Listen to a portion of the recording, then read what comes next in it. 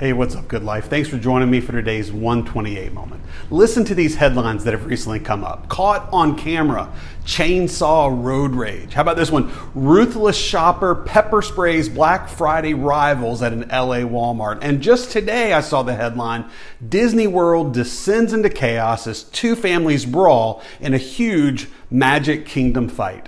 You know, if you read the headlines, it seems that America has become a short-fused nation. From road rage to Black Friday stampedes to brawls at the happiest place on earth, we see more and more rabid rageaholics among us. Now, a USA Today poll found out that 75% of Americans believe public displays of anger have increased. You know, it makes me wonder, where does the other 25% live? Because we see this day in and day out in our interactions with humanity. Now, you don't have to make the front page of a paper, though, to be impacted by anger. We endure arguments at work and tension with neighbors and quarrels in our homes. Anger has ended business partnerships. It's destroyed marriages, and it's even split churches. For some, anger has torn people apart from the inside out, eating away at their hearts and minds.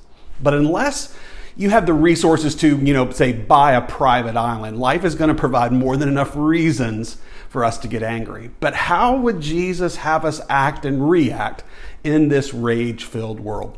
You know, it's easy to cast blame on others when conflict arises in our lives, but the truth is, it's our own words that have often been the spark that lit the fires of conflict. So in today's Good Life Journal reading plan, we're in Proverbs chapter 21. And in that book, that great book of wisdom, we read these words in verse 23. It says, "Whoever keeps his mouth and his tongue keeps himself out of trouble."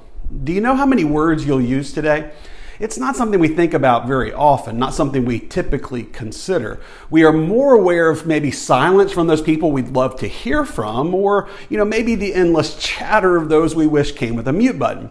But if we think about how many words that we use, the amount of words may vary based on what your profession is. For instance, a teacher is probably going to use more words than an accountant. But studies show that we use approximately 16,000 words per day. That's a lot of opportunities for us not to keep control over our tongues and over our words. Somewhere in all of those words, in all of our days, I'm sure every one of us can remember multiple times when our mouths got us in trouble.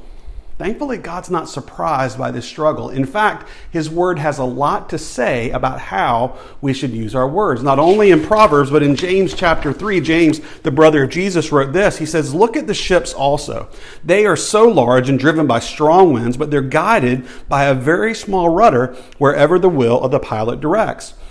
So also the tongue is a small member, yet it boasts of great things. How great a forest is set ablaze by such a small fire.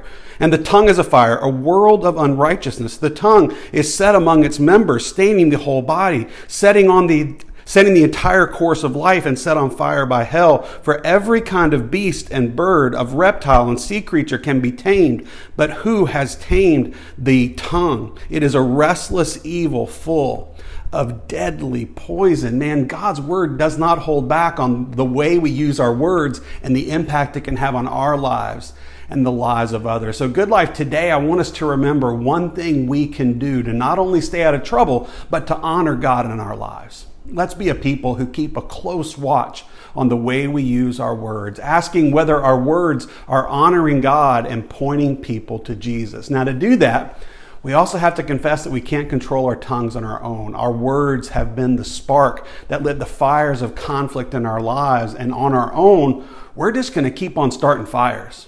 So please today, take a moment right now to ask God to help you keep a tight rein on your words so we can be a people who look and sound like the good news of Jesus Christ. Hope that encourages and challenges you today. Hope you'll be able to join us on Sunday as we continue our study in the parables. We'll be at the church at 10 o'clock and online after that. And until then, guys, let's be a people who love enough.